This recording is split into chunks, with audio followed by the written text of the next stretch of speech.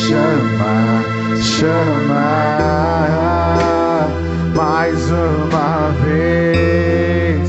Queremos ver o céu descer, a terra clama, a terra chama, chama, chama, mais uma vez. Queremos ver o céu descer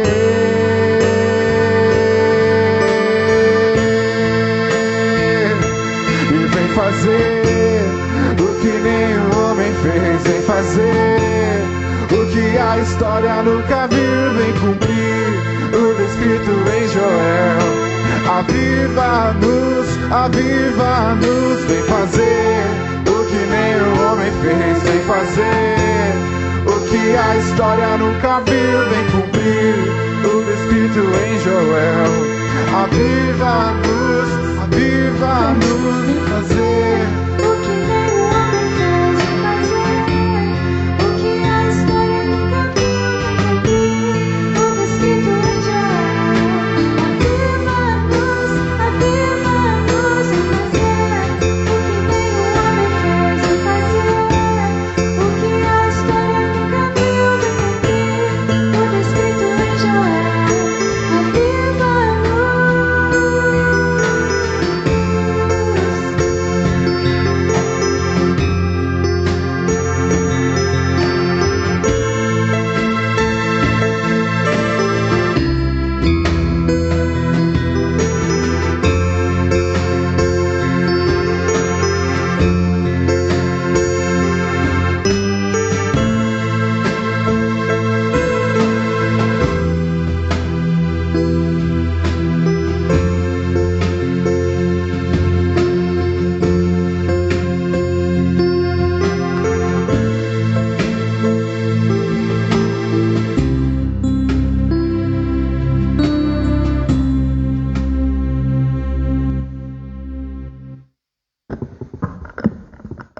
A paz do Senhor, irmãos presentes, os irmãos na live, sejam todos bem-vindos, em nome de Jesus.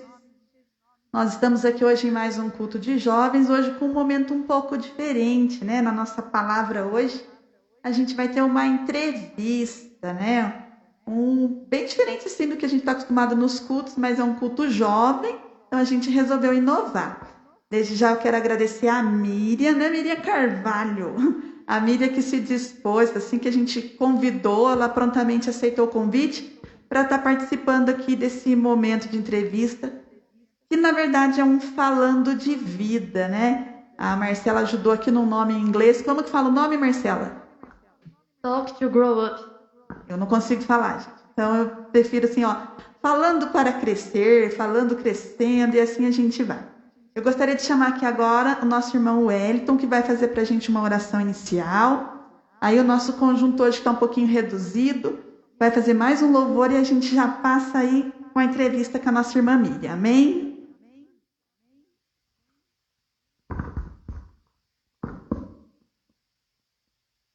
Cumprimento a todos com a paz do Senhor. Oremos, orem você que está em casa, que está assistindo a live. É um prazer imenso a todos que estão assistindo, a todos que estão aqui nesta noite. Oremos. Senhor meu Deus, Pai Celestial, meu Deus, estamos aqui nesta noite, Senhor, através, ó Pai, da Tua igreja, através, ó Pai, desta live, Senhor, tanto no culto presencial, quanto no culto online, Senhor, meu Deus, para ouvirmos a Tua palavra, Senhor. Pai querido, Pai amado, venha abençoar esta noite, Senhor, meu Deus, que o Seu Espírito Santo possa falar conosco, ó Pai, através dessa entrevista, Senhor. Meu Deus, Pai querido, Pai amado, Pai santo, usa, Senhor, meu Deus, conforme for a Tua palavra, Senhor, em nome santo de Jesus. Amém.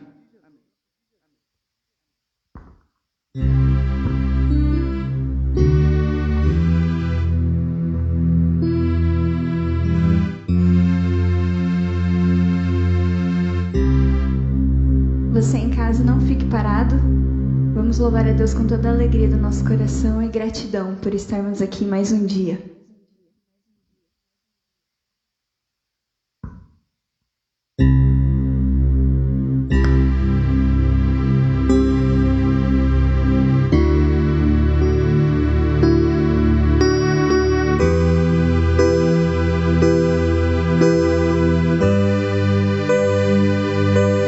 Meu orgulho me tirou do jardim.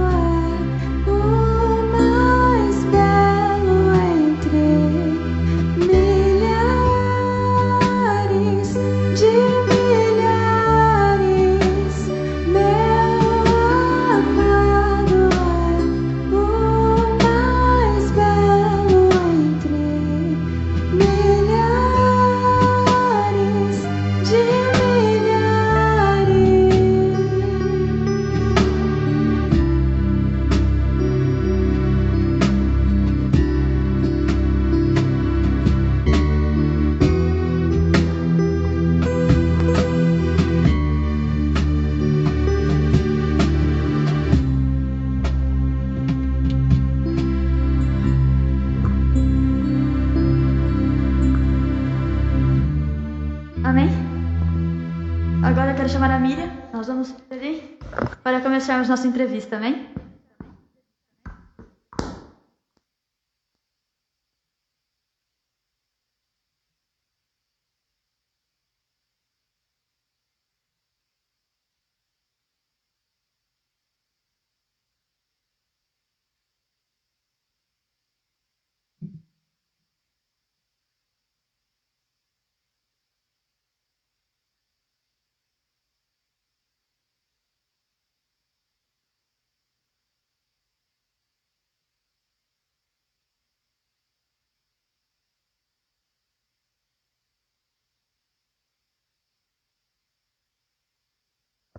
Amém?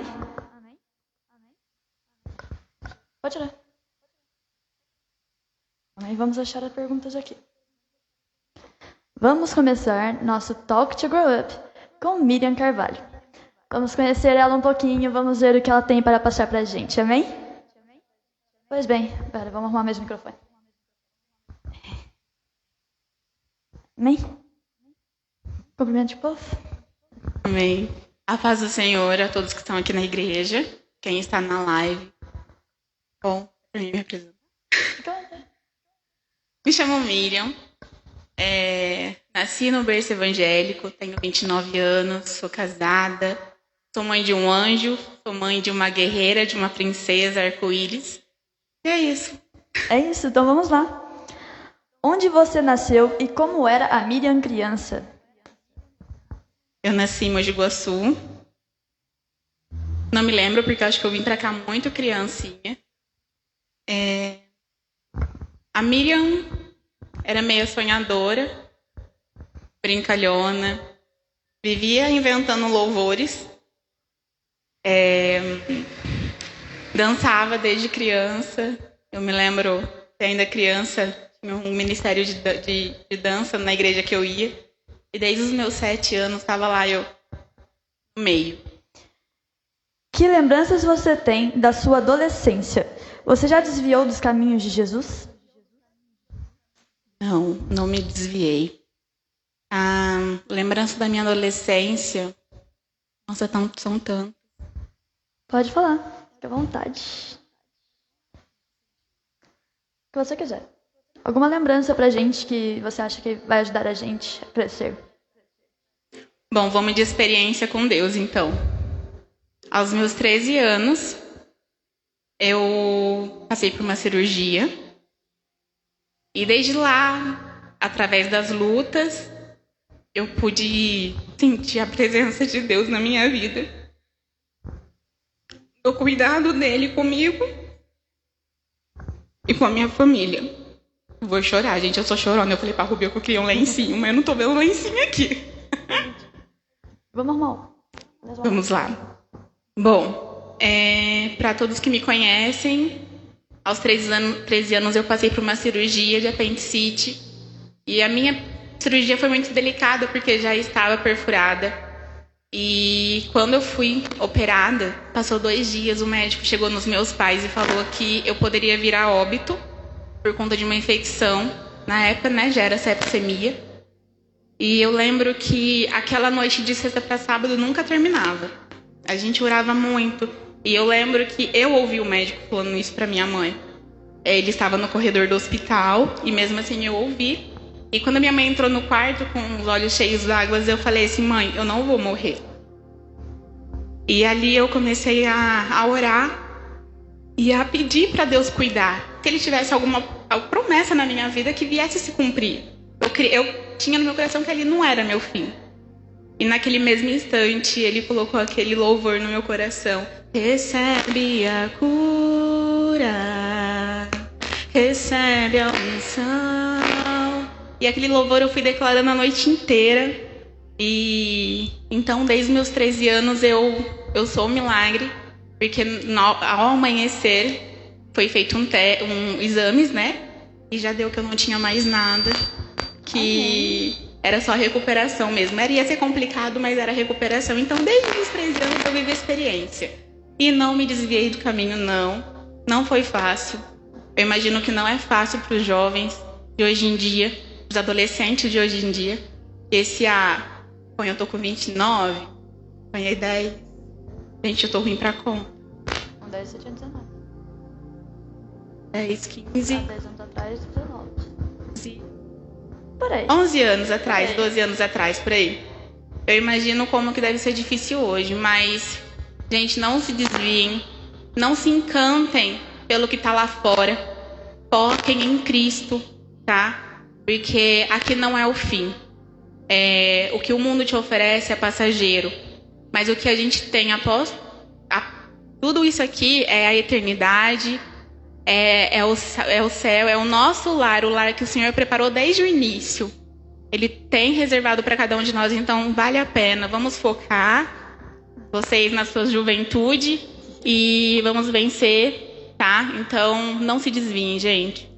E quando você realmente aceitou Jesus? Foi antes dessa cirurgia, quando você tinha 13 anos? Foi depois? Como foi? Foi após. Foi após? Eu até estava relatando ontem com um irmão, que eu me lembro, assim, porque eu nasci na igreja, né? Quando eu nasci, dos 3 filhos dos meus pais, eu tive a honra de ser a única que nasceu no berço evangélico. Mas, desde sempre nos caminhos, desde sempre indo à igreja, acompanhando os meus pais, mas não é só acompanhar, chega um momento que a gente tem que se entregar, né? Dizer, Senhor, eu quero o Senhor na minha vida, eu te aceito como único, suficiente Salvador. E eu me lembro que foi num acampamento de jovens, provavelmente depois da cirurgia, 2005, 2006. E eu lembro que ali o pastor falava sobre a gente se dispor na presença de Deus, de dizer, eis-me aqui, Senhor, faça o que quer de mim, usa-me da maneira que o Senhor quiser, que eu venha viver os meus dias na terra para ti. E eu lembro que junto com muitos jovens eu fui à frente, e um pastor muito amado, que eu verei na glória em nome de Jesus. Deus recolheu ele, mas ele é muito amado por mim, pela minha família. Eu lembro que ele, ainda meio desajeitado, desceu ao chão, porque eu estava prostrada naquele momento. E Deus usava ele para falar tantas coisas para mim. E foi assim, foi uma experiência maravilhosa. E foi naquela noite que eu disse sim para Jesus, que eu queria realmente me entregar por completo perante pessoas e homens. Amém. Você é casada e a maioria dos jovens daqui são solteiros. Então, o que você pode dizer pra gente sobre namoro? Espere em Deus. Bom, conheci o Osmar no auge dos meus 20 anos, como todo jovem, né? Quer namorar, quer algo sério, sonha em casar. Eu já tinha tido alguns relacionamentos que não duraram mais de 2 meses. Eu tive 2 namorados, um que durou 2 semanas e um que durou 2 meses. E é claro, a gente vê os amigos, né, começando a namorar, daquele desespero. Ai, Senhor, eu vou ficar solteira. Eu vou ficar pra titia, a titia do grupo. A solteirona no grupo, a segura a vela. E é claro, a gente fica desesperado, né? Pra Deus enviar logo a Rebeca, Samuel. Mas chegou um momento da minha vida que eu falei assim, Senhor, eu não quero mais ficar pensando em namoro. Eu quero realmente me dispor na tua obra, fazer a tua vontade, cumprir o meu chamado nessa terra. E se na hora certa o Senhor vai colocar alguém na minha vida e que essa pessoa vai me aproximar de ti. Quando eu fiz 20 anos, foi nessa época que eu desencanei de ficar procurando namorado. Eu ia visitar a igreja, eu já ficava olhando. A gente tava na igreja, chegava irmãozinho novo, a gente já olhava. Eu e minhas amigas já olhavam e falavam, ixi, quem que vai ser agora? Quem que vai sair da solteirice? E é até engraçado hoje, mas era tenso antigamente. Mas quando eu falei assim, Senhor, eu não vou mais me preocupar com relacionamento, porque na hora certa o Senhor vai enviar, o Senhor vai colocar na minha vida. Foi que passou 1 mês dessa oração, o Osmar tombou em mim. Ele tombou literalmente, tá, gente? Tá bom. Eu sei que você é uma pessoa muito ligada à sua família, você é muito conectada com sua mãe, com seus irmãos. E o que a família representa pra você? Tudo. Porque, assim, a família é o nosso alicerce aqui na Terra, né? Aqueles que, no meu caso, os meus pais é o que me leva mais perto de Deus. Mais duro que seja, por mais que as lutas venham, Desde criança eu ouvia meu pai falando que era pra gente permanecer. E quando viesse luta, era para levantar a mão e dar glória a Deus, porque tinha a bênção vindo. Que era pra gente assustar se não tivesse luta, se tivesse tudo muito na santa paz. Então, sempre direcionando a gente. Eu lembro que a gente acordava de madrugada com meu pai orando sobre as nossas cabeças. Meu pai acordava a gente de madrugada pra gente orar em família. A gente fazia culto. Ele sempre colocava, porque criança, né, jovem, acaba ficando com sono no meio da noite. Eu lembro que cada vez ele colocava um para ler o versículo antes da oração. Ele sempre colocou a casa para estar em jejum, a casa para estar em oração. Então, eu sou grata a Deus pela vida da minha mãe e do meu pai. Que hoje eu tô aqui porque teve muito puxão de orelha, porque teve muita chatice, mas eu tô aqui para honra e glória do Senhor, mas através da vida deles. Amém. Eles puxam a nossa orelha, mas acho que eles sabem o que é melhor para nós, né, mãe?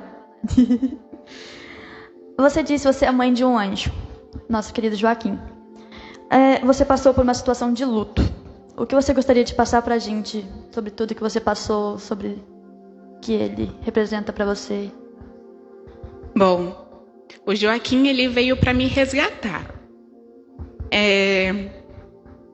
Chega um momento da nossa vida que a gente está muito preocupado com tudo isso aqui.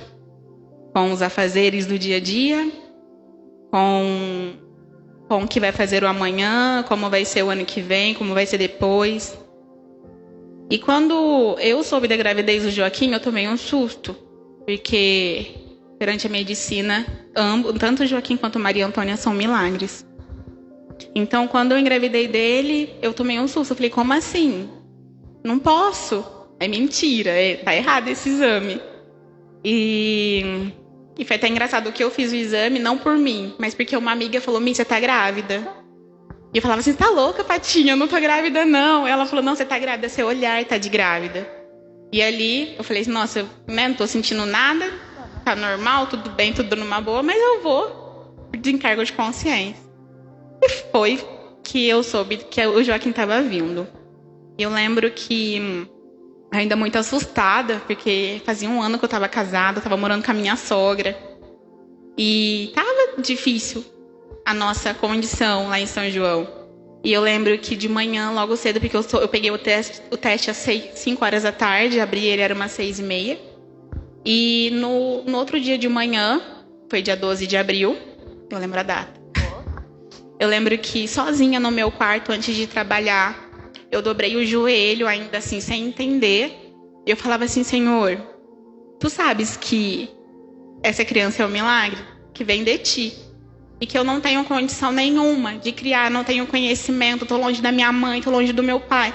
Eu não vou saber criar essa criança. Mas que em tudo, eu creio que o Senhor está colocando no meu ventre um milagre, porque eu não posso gerar. Mas em tudo, eu recebo. E eu pego essa criança das tuas mãos.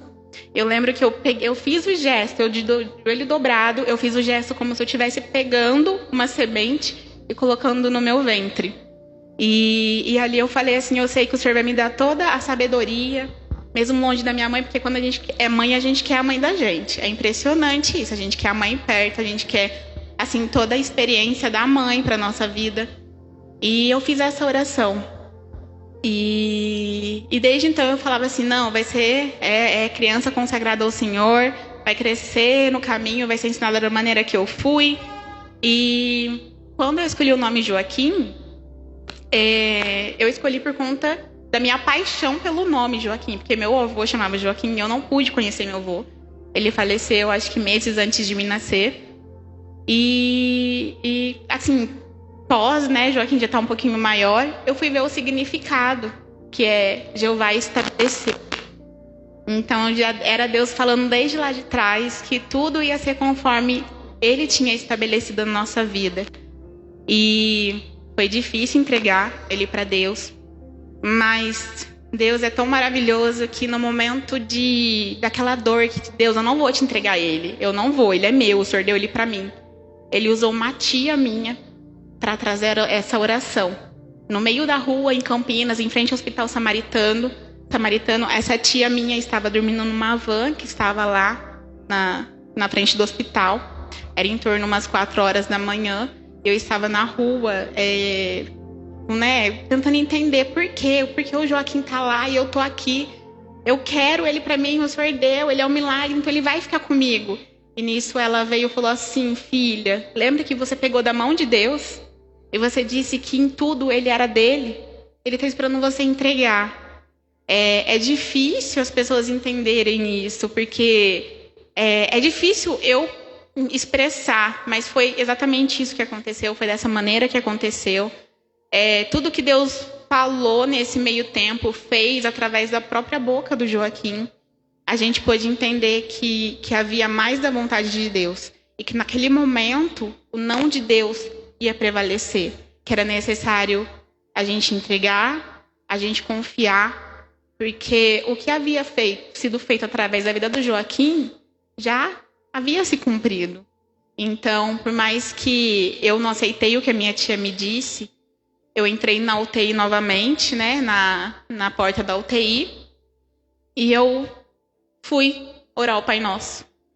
Nesse momento que eu fui orar o Pai Nosso, eu já não sabia mais nem como orar, eu não sabia mais como pedir para Deus deixar ele. Quando eu cheguei naquela parte que fala, seja feita a tua vontade, eu entendi que eu não queria que fosse feita a vontade de Deus, que eu queria que a minha vontade fosse feita, assim como todos que estavam orando por ele. Queria um milagre. E naquele momento eu entendi que Deus estava cuidando de tudo e que ele ia cuidar de nós. Que o Joaquim era o nosso tesouro que estava sendo recolhido antes de nós, para nos levar mais perto do Pai, dia após dia.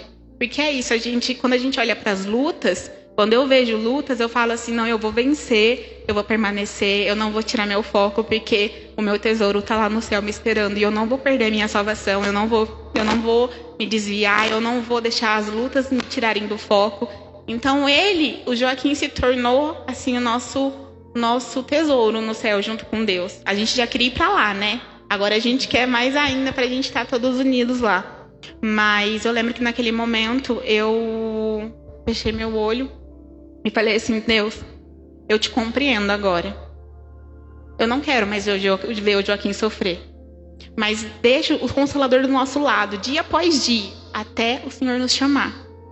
E ali eu falei assim, da mesma maneira que eu peguei da tua mão e coloquei no meu ventre, agora eu te entrego. E eu levantei as mãos como se eu estivesse com ele no meu colo. Eu lembro que eu levantei as mãos e falei assim: Senhor, toma o meu tesouro. E ali eu fechei meu olho novamente e comecei a orar o Pai Nosso. Finalizei a oração aos prantos, chorando muito. E ao momento que eu abaixei a cabeça e que eu disse o amém, a enfermeira veio chamar eu e meu pai. Naquele momento eu entendi que Deus havia recolhido Joaquim. Mas, assim, eu não consigo explicar como chegamos até aqui.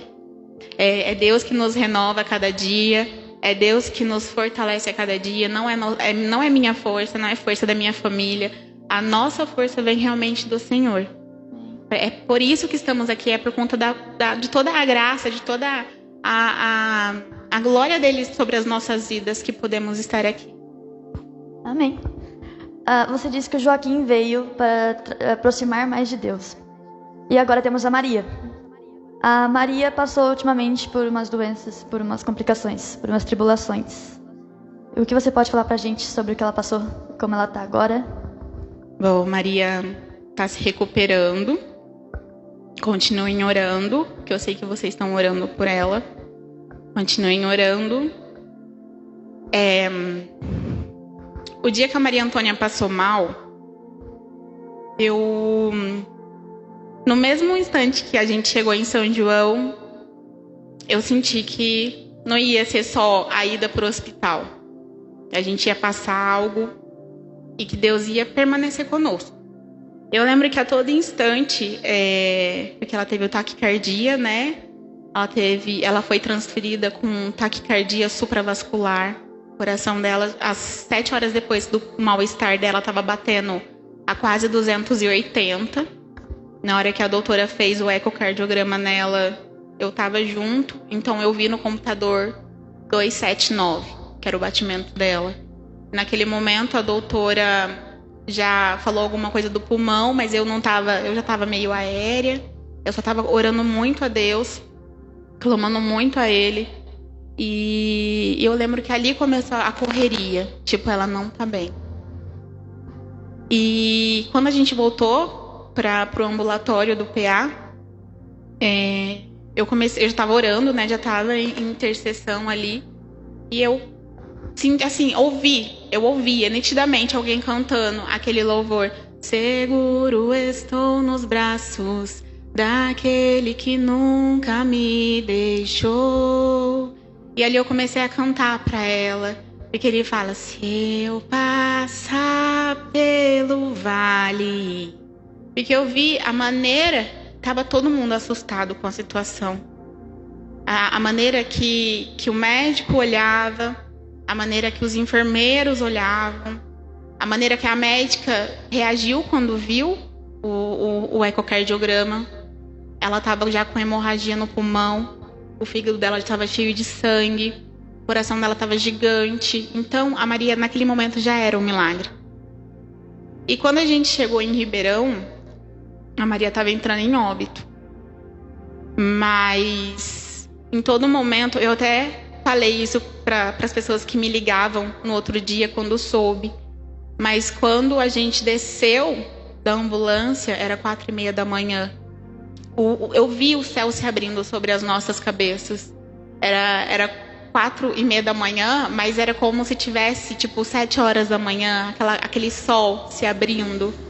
E conforme a gente entrava nos corredores do hospital, era como se houvesse um corredor de anjos.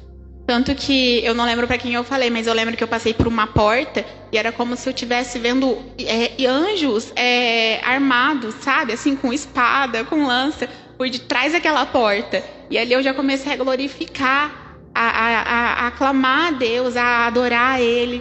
E quando eu cheguei na recepção, que ela subiu para a UTI, foi no momento que eu sentei, falei, Senhor, senta aqui do meu lado, vamos conversar agora. E eu queria saber o porquê daquilo de novo. Porque não tinha sido bastante a permissão dele lá atrás já. E ali ele se revelou a mim de uma maneira assim, que eu falo que foi, de todas as experiências, essa foi a maior. Porque realmente ele sentou do meu lado e ele falava, declarado, eu estou permitindo esse processo para trazer cura, para trazer restauração. Para as pessoas entenderem que eu sou o Deus do sim e o Deus do não. Lá atrás eu permiti o luto, mas hoje eu estou permitindo a vida. Ela é milagre, ela é vitória. Só fica firme. E era assim, era muito forte. Tanto que eu chorava, eu falava em línguas. Eu olhava para frente assim, tipo, acho que todo mundo assustava comigo, né? Porque tinha o Senhor do meu lado, tinha a moça na recepção. E eu só conseguia me derramar, eu só conseguia chorar, eu só conseguia agradecer, porque ali eu senti o cuidado de Deus. E realmente, quando eu entrei na UTI, eu não vi a Maria Antônia no leito, eu vi o Joaquim. E naquele momento, porque ela já estava medicada, né, cheia de medicações, então ela estava muito grande, da mesma maneira que o Joaquim estava na UTI. E ali eu olhei e falei assim, eu não aceito. Eu não aceito. O Senhor disse que ela vai ser milagre. Então eu aceito ela como um milagre, não o que aconteceu com Joaquim. E ali eu já comecei a profetizar a vida. Tantas pessoas, né, oraram por ela também, profetizando vida. E desde o primeiro instante, Deus manifestou a glória dele assim, de uma maneira extraordinária. As pessoas que me ligavam falavam assim, nossa, Miriam, eu tô te ligando para te confortar e eu tô sendo confortada. Mas assim, eu falava para Deus, Senhor, que essas pessoas venham sentir essa paz que está sobre as nossas vidas. Chorei muito. Ligava o pastor chorando.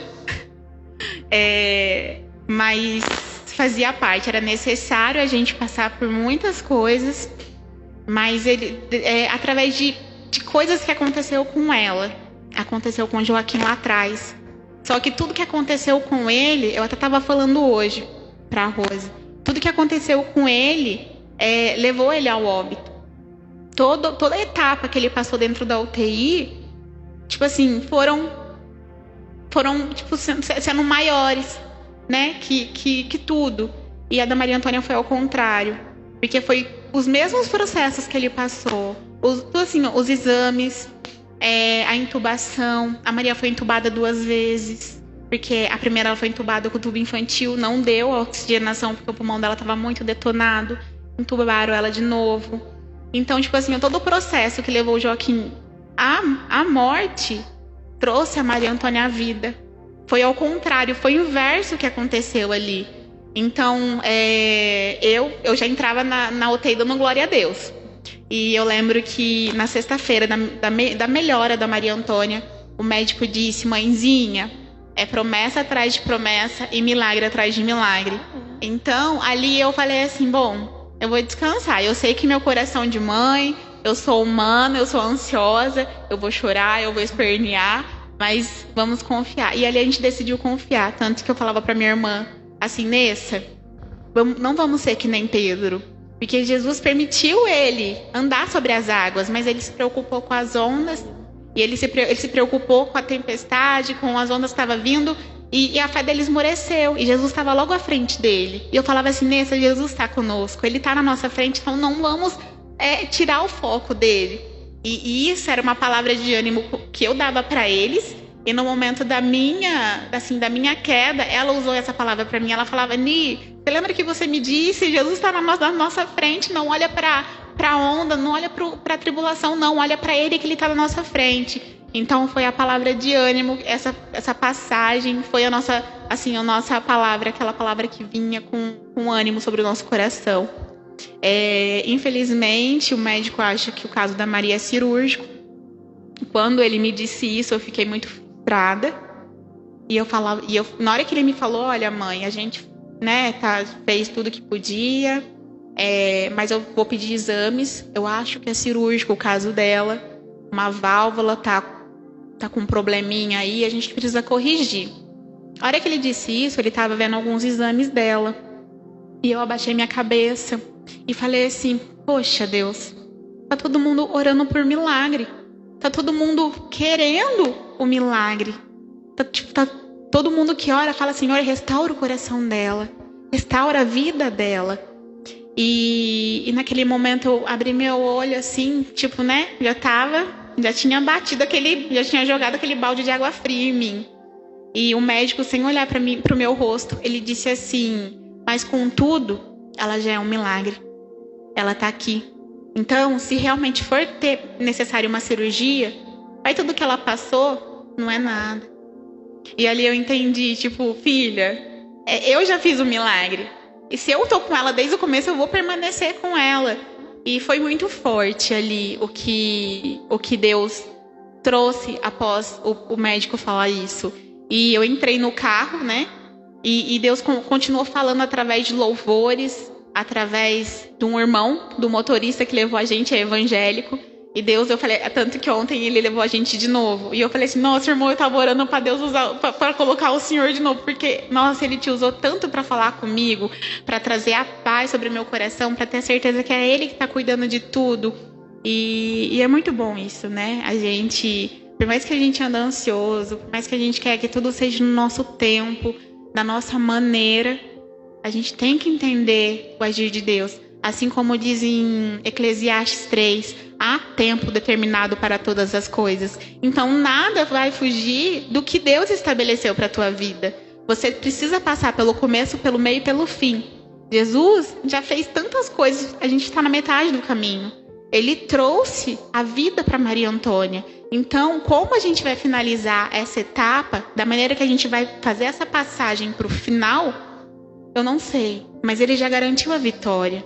Então, eu vou descansar nessa vitória, eu vou focar nessa vitória e ter a certeza que ela já é um milagre na nossa vida. Amém. Você está aqui na ICPI já faz alguns anos. E o que a ICPI representa para você, como ela entrou na sua vida, que está até agora? É casa, né? Bom, quando eu vim para cá, foi em 2015, se eu não me engano. O Osmar estava com um probleminha de coração e a gente decidiu então vir para cá para ficar perto da minha família, para a gente ter toda uma ajuda, que ele começou a passar com os médicos aqui de Pinhal.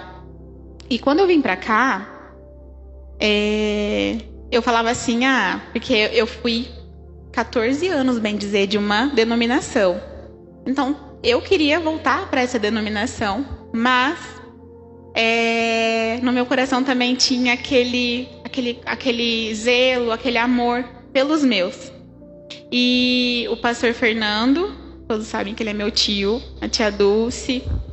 E eu lembro que ele estava na congregação na época e ele estava vindo para a sede. E aí eu falei assim para Osmar, vamos lá, vamos ficar com eles, é família, né? Vamos nos unir, vamos nos abraçar.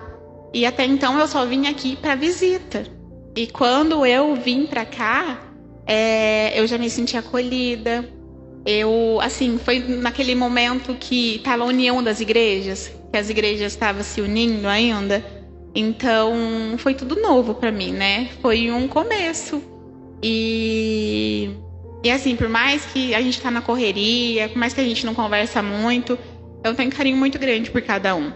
Tenho um carinho muito grande. Eu sou grata a Deus por esses quase 6 anos que eu tô aqui. E é isso. Você é líder de um grupo de ministério de adoração, ministério de dança. E como é ter a responsabilidade de ser líder, de estar na frente? E como é dança pra você? A dança é adoração, né? É o modo que eu e as meninas escolheu para adorar a Deus. A dança está presente em Salmos, né? E assim, desde criança, o meu chamado eu percebia que era para dança. Eu ficava em casa, eu soltava os louvor lá infantil e ficava lá dançando, fazendo gestos. Antes era bem coreografado mesmo, era tudo certinho, não podia fugir quando era um ministério de dança. Não podia, ninguém fazer nada errado. Era bem sincronizadinho, assim, não tinha nada de espontâneo, não. Era erro mesmo, fazer alguma coisa diferente era erro. Mas desde lá de trás, desde criança, eu sentia que esse era o meu chamado. Tanto que desde novinha eu participava de ministério de dança. E essa paixão só foi crescendo dentro de mim. E quando eu fui procurar saber sobre a dança, uma pastora lá da igreja de São João, da quadrangular, a pastora Elisângela, ela me apresentou a dança da maneira que eu ainda não tinha enxergado, que é a verdadeira adoração, que é a oração para Deus. Não é somente colocar uma roupa bonita, arrumar o cabelo, vir aqui na frente e seja o que Deus quiser. Não, é o momento que você se entrega para a letra do louvor e expressa ela com seus gestos, com seu movimento e entrega a sua adoração a Ele. Não é só chegar aqui na frente e fazer gestos bonitos.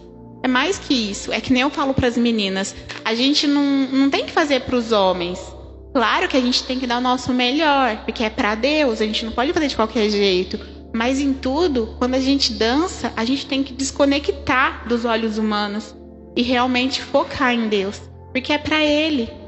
Por que eu vou querer ficar com o olho aberto? Ou eu vou querer ficar olhando para a cara de um irmão? Não é para Ele. Aquele irmão vai ver defeitos em mim e ele não vai perdoar esses defeitos que ele está vendo em mim. Agora Jesus não. Jesus olha para o meu coração e fala assim: ei, eu estou vendo a sua adoração. Ei, eu estou ouvindo o teu clamor através dos gestos.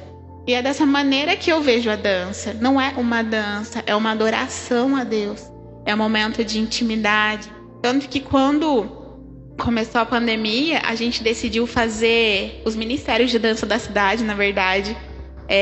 Nos unimos com mais algumas líderes e começamos a pôr esse desafio para as meninas de dançar na nossa casa, de gravar a gente fazendo uma coreografia, um momento de adoração a Deus e postar para fazer pessoas também terem esse desejo.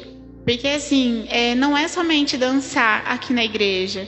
Eu até falo para elas, se tranque no seu quarto, coloca o louvor lá e deixa fluir. Tipo assim, entregar para Deus as palavras em dança, em movimentos. Tanto que quando a gente ora, a gente fala que cada movimento do nosso ser venha a ser uma declaração de amor a Ti. Às vezes as pessoas não entendem, né? Nossa, que coisa chata, dança na igreja. Mas muitos decidiram, através da dança, estar na presença de Deus, adorar Ele através da dança. Quantas experiências eu já ouvi. Uma pastora, outra pastora, que é amiga minha, a Luana, uma vez ela foi num evento, era tipo, eu não lembro como que chama, era do Jeová Nissi, que eles ficam 7 dias num lugar, é um acampamento, mas é dividido por matérias. O pessoal vai pro teatro, o outro vai pra missão, o outro vai pra dança. E ela foi na parte da dança, porque a paixão dela também é a dança. E ela compartilhou comigo essa experiência, que lá pessoas eram batizadas enquanto dançavam. Pessoas, tipo assim, se entregavam de tal maneira que daqui a pouco tava fazendo coisas que, de profissional. Então, assim, Deus vai capacitando. Conforme você vai se entregando, Ele vem trazendo, vai dando a capacitação, a sabedoria. E a gente se torna usado, né, na presença dele. E o que me marcou foi isso. Ela falar para mim assim: irmã, a gente, o pessoal, cada um dançando assim no seu canto, espontâneo. E eu só sabia chorar, falar com ele, agradecer a ele, porque foi uma presença muito assim. Mas é o fato. A dança não é somente dançar, a dança é você se entregar. É você dar a sua oração, é o seu momento com Deus. Quando tem o espontâneo aqui, não é somente espontâneo. Tanto que eu falo para as meninas, porque vergonha temos muita, eu principalmente. Ninguém acredita, mas eu tenho. E então, quando eu tô escalada pro espontâneo, eu não olho para ninguém. Eu falo: Senhor, é para Ti. É para Ti. Então, que o Senhor venha receber a minha adoração a Ti. É assim em todas, acho que em todas... em todos os dons, né? No louvor, os músicos. E é assim. É a maneira que eu escolhi dançar, a maneira que eu escolhi adorar a Deus. Não é fácil ser líder. Não é. As lutas são maiores. A gente tem muita decepção. A gente esquece que pessoas são pessoas. Pessoas esquecem que nós somos pessoas, seres humanos. E que tem decepção. A gente tem, às vezes a gente coloca tantos planos em cima de algo e se frustra. E aí você fala assim: poxa, mas aconteceu isso por causa disso. Por causa de fulana, por causa de cicrano. Mas não tá tendo nada por causa da líder. Por causa disso. Então, sempre tem. É difícil, mas eu acho que isso quando você diz eis-me aqui para Deus, nada se torna fácil, né? Mas a gente precisa focar. A gente precisa olhar e falar: não, é para Deus, eu vou vencer, eu vou passar mais essa. E assim, igualmente para as meninas, eu sempre pego no pé delas. Eu lembro quando a Yasmin entrou no ministério, que a Thalia falava assim para ela: isso aqui não é nada, não, você precisa te ver ela brava.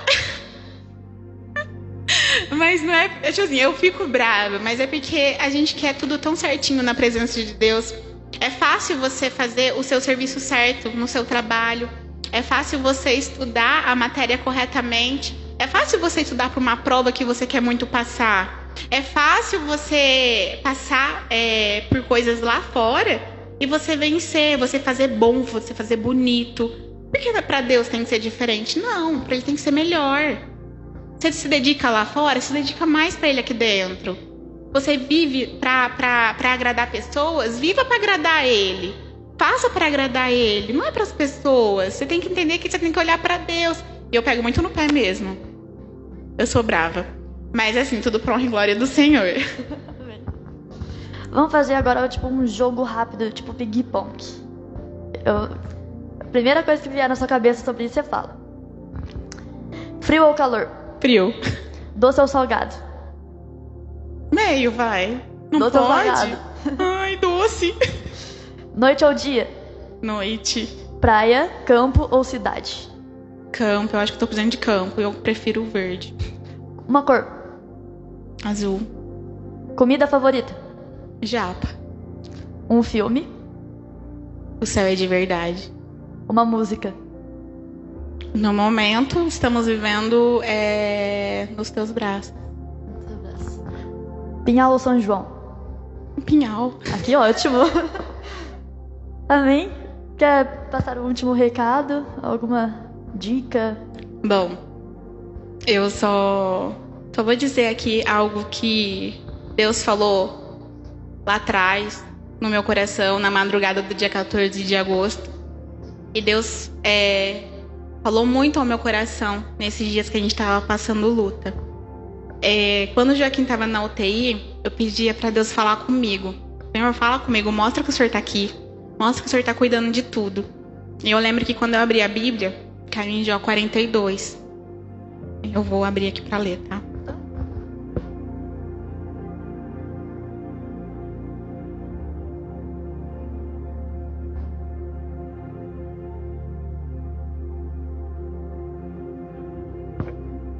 Diz: então Jó 42, tá?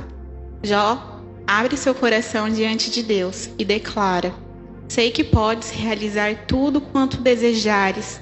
Absolutamente nenhuma das tuas ideias e vontades serão frustradas. Tu questionaste: quem é este que sem conhecimento obscurece o meu conselho? De fato, falei do que não entendia. Abordei assuntos sobremodo complexos, sem devida sabedoria.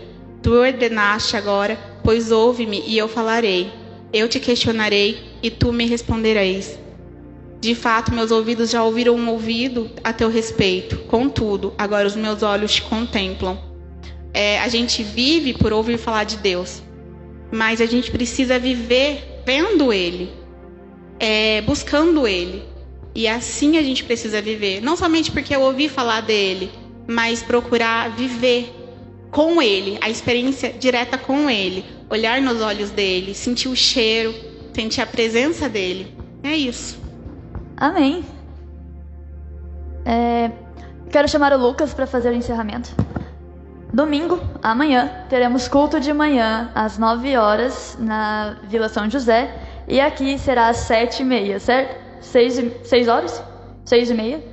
6h30.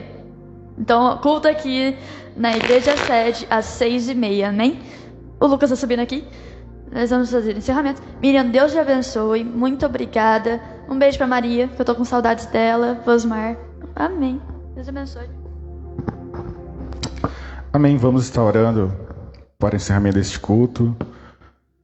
Que Deus ele possa ter falado ao teu coração esta noite através dos testemunhos, das histórias, dos momentos vividos.